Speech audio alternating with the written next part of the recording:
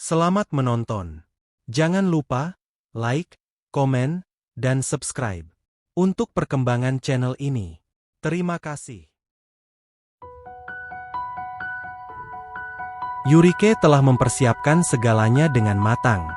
Ia bukan hanya seorang perempuan biasa, tetapi seorang figur ambisius yang sejak lama bermimpi duduk di kursi DPR. Dukungan mengalir dari berbagai pihak, keluarga, teman, hingga tim sukses yang bekerja siang malam. Ia meyakini bahwa inilah jalannya menuju kekuasaan, jalannya untuk membawa perubahan dan meraih kehormatan yang selama ini ia idamkan. Saat masa kampanye, Yurike melakukan segalanya. Ia turun langsung ke lapangan, mendatangi pasar-pasar, bersalaman dengan warga, bahkan memberikan bantuan sembako untuk menarik simpati. Baliho dengan wajahnya tersebar di setiap sudut kota, lengkap dengan slogan manis yang menjanjikan perubahan. Ia begitu yakin bahwa dirinya akan menang, terutama karena survei internal menunjukkan angka yang cukup tinggi di daerahnya. Malam perhitungan suara tiba, dan Yurike menunggu dengan penuh harap di rumahnya, dikelilingi oleh tim suksesnya. Awalnya, angkanya bersaing ketat dengan calon lain, tetapi seiring berjalannya waktu, harapannya mulai hancur. Nama-nama lain melesat jauh meninggalkan dirinya. Detik-detik berlalu dengan penuh ketegangan, hingga akhirnya pengumuman resmi keluar, Yurike kalah telak. Ia bahkan tidak masuk dalam daftar cadangan. Dunia seolah runtuh di hadapan Yurike. Orang-orang yang sebelumnya selalu mengelilinginya mulai menjauh satu persatu. Tim suksesnya tak lagi mengangkat teleponnya, dan para pendukungnya yang dulu bersorak memujanya kini berbalik arah, mencari kandidat lain untuk digantungkan harapan. Ia merasa dikhianati, ditinggalkan, dan dipermalukan di depan banyak orang. Kegagalannya bukan hanya sekadar kehilangan kursi di parlemen, tetapi juga harga diri yang selama ini ia bangun dengan susah payah. Kabar kekalahannya menyebar cepat di media sosial, dan berbagai komentar pedas bermunculan. Caleg gagal, modal sembako doang. Makanya jangan terlalu percaya diri. Hingga meme wajahnya yang diedit dengan tulisan, janji manis, hasil tragis. Setiap kali membuka ponselnya, yang ada hanya penghinaan dan cemoohan. Hari-hari berikutnya terasa berat bagi Yurike. Ia mengurung diri di dalam kamar, menolak berbicara dengan siapapun. Makan pun ia lakukan dengan setengah hati, lebih banyak tidur dan termenung di sudut ruangan. Malam-malamnya diisi dengan penyesalan dan kebingungan. Apa yang salah? Apa yang kurang? Pikirnya berkali-kali. Ia mulai mempertanyakan segalanya, termasuk kepercayaan dirinya sendiri. Di tengah keterpurukannya, seorang teman lama tiba-tiba menghubunginya. "Kamu butuh bantuan," katanya. "Aku tahu seseorang yang bisa membantumu bangkit." Awalnya, Yurike enggan mendengar saran itu, tetapi rasa putus asanya semakin dalam. "Siapa orang itu?" tanyanya dengan ragu. "Seorang yang punya kelebihan. Dia bisa membuka jalan untukmu." Yurike tidak tahu bahwa pertemuan dengan orang ini akan mengubah hidupnya selamanya. Setelah menerima saran dari temannya, Yurike menghabiskan malam dengan berpikir, haruskah ia benar-benar menemui orang yang disebut bisa membuka jalan? Ia bukan orang yang mudah percaya pada hal-hal mistis, tetapi situasinya kini berbeda. Ia telah jatuh ke titik terendah, dan jika ada secercah harapan untuk bangkit kembali, ia merasa tak punya alasan untuk menolak. Namun, di sisi lain, ada ketakutan terselubung. Bagaimana jika ini hanya tipu muslihat lain? Keesokan harinya, dengan perasaan campur aduk, Yurike mengikuti petunjuk yang diberikan temannya. Tempat yang dituju bukanlah kantor politik atau rumah seorang penasihat strategi, melainkan sebuah desa terpencil yang terletak jauh dari pusat kota. Jalanan berkelok, melewati hutan kecil dan ladang-ladang sepi. Semakin jauh ia pergi, semakin terasa bahwa ia memasuki dunia yang berbeda, dunia yang asing dan penuh teka-teki. Sesampainya di sebuah rumah panggung tua yang berdiri kokoh di tengah rimbunan pohon, Yurike disambut oleh seorang pria tua berjubah hitam. Dialah Kisuro, orang yang disebut-sebut memiliki kekuatan luar biasa. Wajahnya berwibawa, dengan sorot mata tajam yang seolah mampu menembus pikiran siapapun yang menatapnya. Tanpa banyak basa-basi, ia mempersilakan Yurike duduk di tikar anyaman, lalu mulai berbicara dengan suara dalam yang menenangkan. "Kamu datang dalam keadaan luka batin," ucap Kisuro sambil mengamati wajah Yurike. "Kegagalanmu bukan sekadar kebetulan, ada energi yang menghambat jalanmu." Kata-kata itu menggema di kepala Yurike. Seumur hidupnya, ia percaya bahwa usaha keras akan membawa hasil. Tetapi kini ada seseorang yang mengatakan bahwa kekalahannya terjadi karena hal yang tak terlihat. Yurike mendengarkan dengan saksama, semakin penasaran dengan apa yang akan dikatakan berikutnya. Kisuro menawarkan bantuan. Ia mengatakan bahwa ada cara untuk mengembalikan kejayaan yang hilang, cara untuk membuka jalan yang tersumbat. Tapi semua butuh kesabaran dan kepercayaan, ujarnya. Yurike tak langsung menjawab. Ia masih mencoba mencerna semuanya, tetapi ada sesuatu dalam suara Kisuro yang begitu menenangkan, seolah-olah untuk pertama kalinya setelah kekalahannya, seseorang benar-benar memahami perasaannya. Meski awalnya datang dengan keraguan, semakin lama Yurike merasa nyaman di tempat itu. Kisuro tidak hanya menawarkan solusi, tetapi juga mendengarkan keluh kesahnya dengan penuh perhatian. Seperti ada daya tarik tersendiri dalam dirinya, sesuatu yang membuat Yurike ingin kembali. Saat ia meninggalkan tempat itu hari itu, ia merasa lebih ringan, seolah-olah sebagian bebannya telah terangkat. Namun, ia belum menyadari bahwa ini baru permulaan dari sesuatu yang lebih besar. Malam itu, untuk pertama kalinya dalam beberapa minggu, Yurike tidur dengan nyenyak. Tidak ada lagi suara-suara dalam kepalanya yang mencerca kekalahannya. Keesokan harinya, tanpa ragu, ia kembali ke tempat Kisuro. Entah mengapa, ia merasa ada yang menariknya ke sana, sebuah ikatan tak terlihat yang semakin menguat. Ia ingin tahu lebih dalam, ingin mendengar lebih banyak. Apa yang sebenarnya ditawarkan Kisuro? Dan apakah ia siap menerima segala konsekuensinya? Hari demi hari, Yurike semakin sering mengunjungi Kisuro. Jika awalnya ia datang dengan penuh kebimbangan, kini langkahnya mantap. Ada sesuatu dalam diri pria itu yang membuatnya merasa diterima, seolah ia menemukan tempat di mana ia tidak lagi dihantui bayang-bayang kegagalan. Setiap kali ia duduk di dalam rumah panggung Kisuro, hatinya terasa lebih ringan, beban yang menghimpitnya perlahan menghilang. Suatu malam, Kisuro mengusulkan sebuah ritual. "Kita harus membersihkan energi negatif yang menghalangi jalanmu," katanya. Yurike, yang semakin percaya, mengangguk tanpa banyak tanya. Ia diberi kain putih untuk dikenakan, lalu disuruh duduk bersila di tengah ruangan yang diterangi lampu minyak. Kisuro mulai melantunkan doa dalam bahasa yang tak ia mengerti, sementara asap dupa memenuhi udara, menciptakan suasana yang mistis. Saat ritual berlangsung, Yurike merasakan sesuatu yang tak biasa. Tubuhnya terasa hangat, pikirannya melayang dalam ketenangan yang belum pernah ia rasakan sebelumnya. "Lepaskan semua kegelisahanmu," bisik Kisuro. Dan entah bagaimana, ia menurut. Untuk pertama kalinya sejak kekalahannya, ia tidak lagi merasa marah atau kecewa. Yang tersisa hanyalah perasaan nyaman yang sulit dijelaskan. Setelah ritual selesai, Kisuro duduk di samping Yurike, menatapnya dengan pandangan yang sulit diartikan. "Kau bukan orang biasa," katanya. "Kegagalanmu hanya sebuah rintangan kecil dalam perjalanan yang lebih besar." Kata-kata itu menggema dalam hati Yurike.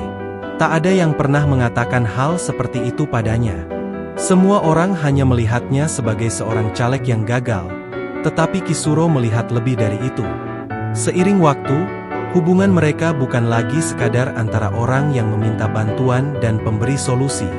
Ada sesuatu yang lebih dalam, sesuatu yang perlahan tumbuh tanpa disadari. Kisuro bukan hanya tempatnya mencari jawaban, tetapi juga tempat di mana ia merasa dihargai. Setiap kata yang keluar dari mulut pria itu terdengar penuh makna, membuat Yurike semakin tenggelam dalam pesonanya. Setiap kali ia berpikir untuk tidak kembali, ada dorongan kuat yang menariknya kembali ke tempat itu. Rasanya seperti ketagihan, Seperti ia menemukan sesuatu yang selama ini hilang dari hidupnya. Kisuro bukan hanya dukun, ia adalah sosok yang memberikan kenyamanan yang tak bisa diberikan oleh siapapun. Dalam tatapan mata pria itu, Yurike merasa seolah ia tidak lagi sendirian. Malam semakin larut, tetapi Yurike tidak ingin pulang. Angin berembus lembut, membawa aroma dupa yang masih tersisa di udara. Kisuro tersenyum samar, lalu berkata dengan suara dalam, "Malam ini, biarkan dirimu benar-benar terbebas dari semua beban." Kata-kata itu menggantung di udara, menciptakan ketegangan yang berbeda dari sebelumnya. Yurike tidak menyadari bahwa disinilah batas yang seharusnya ia pertahankan mulai runtuh.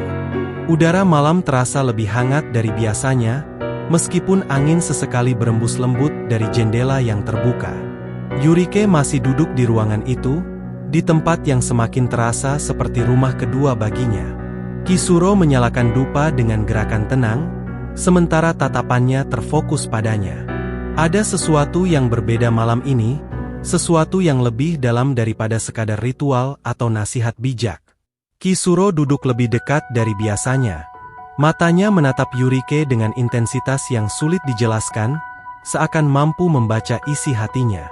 "Kau sudah mulai memahami arti ketenangan sejati," katanya dengan suara yang begitu lembut, hampir seperti bisikan.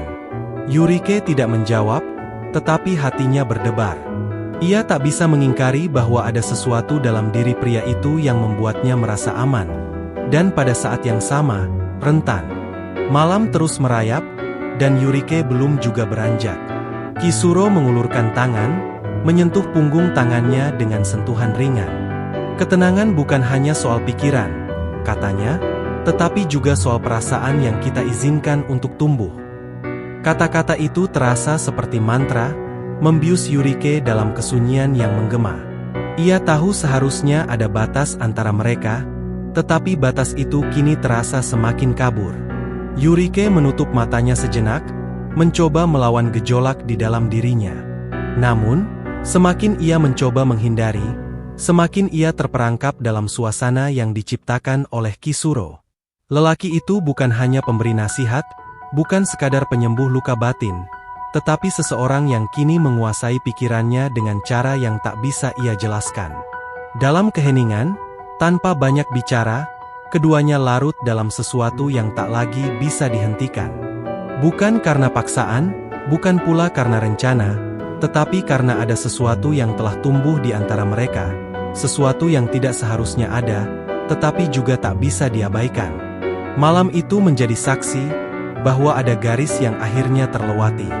Saat matahari mulai menampakkan sinarnya, Yurike terbangun dengan perasaan yang campur aduk. Ia menatap langit-langit rumah panggung itu, mencoba memahami apa yang baru saja terjadi. Bagian dari dirinya berkata bahwa ini adalah kesalahan, tetapi bagian lain merasa bahwa ini adalah sesuatu yang telah lama ia butuhkan.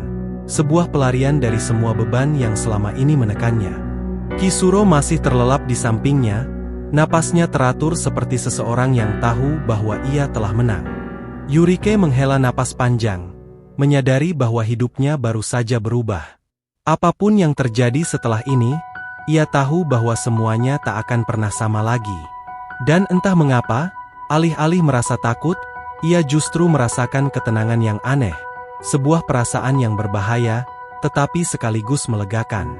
Setelah menghabiskan malam di sisi Kisuro, Yurike akhirnya memutuskan untuk kembali ke rumahnya.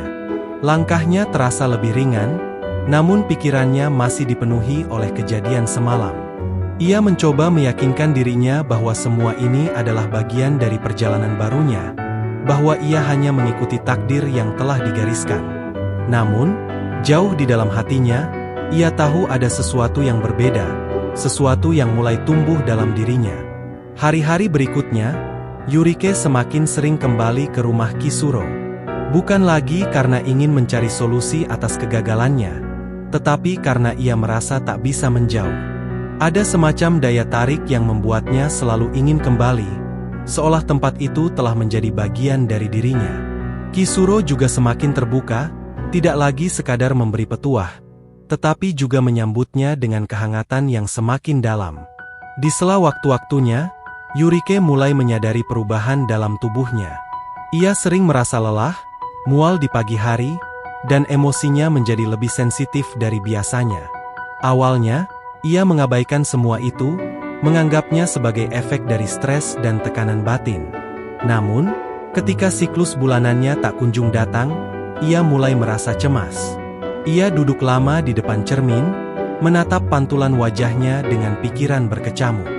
Tak ingin terus dihantui ketakutan, Yurike akhirnya memberanikan diri untuk membeli alat tes kehamilan. Dengan tangan gemetar, ia melakukan tes itu di kamar mandi rumahnya. Saat 2 garis merah muncul dengan jelas, jantungnya berdegup lebih kencang dari sebelumnya. Ia terdiam cukup lama, membiarkan fakta itu meresap dalam pikirannya. Ini bukan sesuatu yang ia rencanakan, tetapi kini kenyataan telah berbicara. Malam itu, Yurike kembali menemui Kisuro. Ia duduk di hadapan pria itu dengan tatapan yang sulit diartikan. "Aku hamil," katanya tanpa basa-basi. Kisuro tidak terkejut, seolah ia sudah mengetahui hal ini sebelum Yurike mengatakannya. "Itu pertanda baik," ujarnya dengan suara tenang. "Anak ini akan menjadi bagian dari takdirmu yang baru." Tetapi bagi Yurike, ini bukan sekadar pertanda. Ini adalah beban yang harus ia pikirkan dengan hati-hati. Pikiran Yurike mulai dipenuhi berbagai kemungkinan. Apa yang akan dikatakan orang-orang jika mereka tahu? Bagaimana jika rahasia ini terbongkar? Ia datang ke Kisuro untuk mencari jalan keluar dari kegagalannya. Tetapi kini ia justru masuk ke dalam masalah baru yang lebih rumit. Namun, di balik segala kecemasannya, ada sesuatu yang membuatnya tetap bertahan. Rasa percaya yang tak bisa dijelaskan terhadap pria itu. Kisuro menatapnya dengan tatapan yang penuh makna. "Kau bisa memilih," katanya. "Tetap menjalani takdir ini bersamaku, atau pergi dan melupakan semuanya." Kata-kata itu terasa seperti tantangan. Yurike sadar bahwa apapun pilihannya, hidupnya tak akan pernah sama lagi. Dan saat ia menatap ke dalam mata Kisuro, ia tahu bahwa ia telah melangkah terlalu jauh untuk bisa kembali. Malam setelah mengetahui kehamilannya, Yurike tidak bisa tidur nyenyak. Ia duduk di ranjang, menatap langit-langit dengan pikiran yang terus berputar. Bagaimana jika orang-orang tahu? Bagaimana jika keluarganya mengetahui bahwa ia mengandung anak dari seorang pria yang bahkan bukan suaminya? Ia mencoba menenangkan diri, tetapi semakin ia berpikir, semakin ia merasa terperangkap dalam situasi yang tidak pernah ia bayangkan. Keesokan harinya, ia kembali menemui Kisuro. Pria itu tidak menunjukkan sedikitpun kegelisahan. Justru menyambutnya dengan ketenangan yang semakin membuat Yurike bingung. "Takdirmu sedang berproses," ucapnya sambil menatapnya dalam-dalam.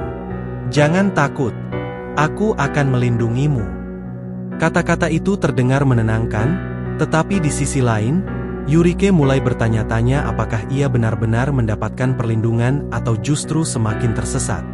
Waktu terus berjalan, dan perutnya mulai menunjukkan tanda-tanda perubahan. Orang-orang di sekitarnya mulai memperhatikan bahwa ia tampak berbeda. Seorang teman lamanya, yang pernah menjadi bagian dari tim suksesnya, bertanya dengan nada curiga, "Kamu kenapa? Kelihatan sering pucat akhir-akhir ini." Yurike hanya tersenyum hambar, berusaha menghindari pertanyaan yang lebih dalam. Namun, ia sadar bahwa cepat atau lambat, rahasianya akan terungkap. Suatu malam, ibunya mulai menatapnya dengan curiga. "Kamu kenapa akhir-akhir ini? Kenapa jarang keluar rumah? Apa ada yang kau sembunyikan?"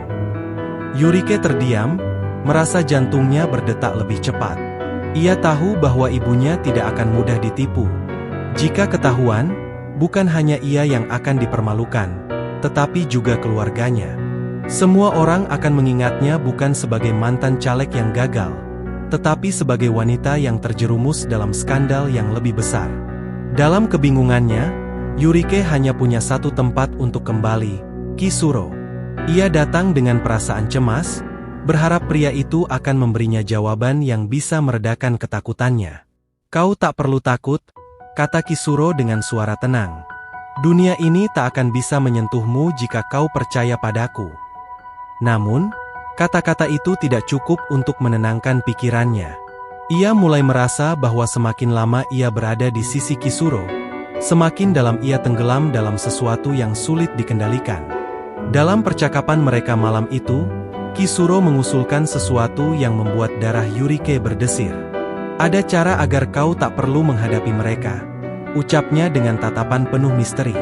"Kita bisa pergi. Tinggalkan semua ini dan mulai dari awal." Untuk pertama kalinya, Yurike merasa benar-benar takut. Apakah ini solusi atau justru jebakan yang lebih besar? Ia mulai menyadari bahwa pilihannya semakin terbatas, dan ia tidak yakin apakah ia masih bisa menemukan jalan keluar. Saat pulang malam itu, Yurike berjalan dengan langkah berat. Ia berdiri di depan cermin, menatap bayangannya sendiri. Ia bukan lagi wanita yang dulu penuh ambisi untuk meraih kursi kekuasaan. Kini ia hanya seorang wanita yang terjebak dalam keputusan yang sulit. Apakah ia akan mengikuti Kisuro, meninggalkan segalanya, ataukah ia harus menghadapi dunia dan menerima konsekuensinya? Pertanyaan itu terus menghantuinya, tanpa jawaban yang pasti. Pagi itu, Yurike terbangun dengan perasaan tak menentu. Ia masih mencoba mencerna kata-kata Kisuro semalam, tentang kemungkinan meninggalkan segalanya dan memulai hidup baru. Namun, sebelum ia bisa memutuskan, sesuatu yang lebih besar terjadi. Ibunya menemukan alat tes kehamilan yang ia sembunyikan di dalam laci. "Yurike, apa ini?" Suara ibunya menggema di seluruh rumah. Yurike tercekat, jantungnya seakan berhenti berdetak. Ia berusaha mengelak, tetapi wajah ibunya menunjukkan bahwa tidak ada lagi ruang untuk kebohongan. "Siapa laki-laki itu?" Suara ibunya bergetar, setengah marah, setengah kecewa. Yurike menggigit bibirnya, mencoba mencari jawaban yang bisa meredakan situasi, tetapi tidak ada yang bisa ia katakan. Akhirnya, dengan suara lemah, ia mengucapkan nama yang selama ini ia sembunyikan. "Kisuro." Hening. Hanya tatapan tajam ibunya yang kini menembus dadanya seperti belati. Kabar kehamilan Yurike menyebar lebih cepat daripada yang ia duga. Para tetangga mulai berbisik-bisik, teman-teman lamanya mengirim pesan dengan nada penuh rasa ingin tahu, dan bahkan mantan rekan politiknya ikut membicarakannya. Mantan caleg gagal, kini terjebak dalam skandal dengan seorang dukun. Begitu isi salah satu pesan yang ia terima. Yurike menggenggam ponselnya erat, merasakan dunia yang dulu ingin ia kuasai kini berbalik melawannya. Ayahnya yang selama ini diam akhirnya angkat bicara. "Kamu sudah menghancurkan nama baik keluarga," bentaknya dengan suara bergetar. "Bagaimana bisa kau menaruh kepercayaan pada seorang dukun dan bukan pada keluargamu sendiri?" Tak ada yang bisa Yurike lakukan selain menunduk. Ia ingin membela dirinya, ingin mengatakan bahwa semua ini terjadi di luar kendalinya. Tetapi ia tahu bahwa apapun yang ia katakan tidak akan mengubah kenyataan. Dalam keputusasaan, Yurike kembali ke rumah panggung tempat Kisuro berada. Namun, kali ini ia datang dengan perasaan berbeda. "Aku tak bisa lari," katanya dengan suara lemah. Kisuro hanya menatapnya, seolah sudah mengetahui bahwa momen ini akan datang. "Takdir telah memilih jalanmu," ucapnya, kali ini tanpa nada menenangkan seperti sebelumnya. Ada sesuatu yang berubah dalam sikapnya, sesuatu yang membuat Yurike merasa bahwa mungkin ia telah membuat kesalahan sejak awal. Yurike berdiri di ambang pintu, menatap pria yang selama ini memberinya kenyamanan. Namun, kini ia menyadari bahwa kenyamanan itu bukanlah solusi, melainkan perangkap yang membawanya lebih jauh dari siapa dirinya sebenarnya. Tanpa mengucapkan sepatah kata lagi, ia melangkah pergi, meninggalkan Kisuro yang tetap duduk diam di tempatnya, tanpa berusaha menahannya. Saat berjalan pulang, angin malam menyapu wajahnya, membawa ketenangan yang berbeda. Untuk pertama kalinya setelah sekian lama, ia merasa bebas, meski kebebasan itu harus dibayar dengan harga yang mahal. Ia kini seorang wanita yang harus menghadapi dunia dengan caranya sendiri, tanpa bayang-bayang Kisuro, tanpa ilusi akan kehidupan yang lebih mudah. Tidak ada lagi jalan kembali. Kini yang tersisa hanyalah ia dan kehidupan baru yang harus ia jalani, apapun konsekuensinya.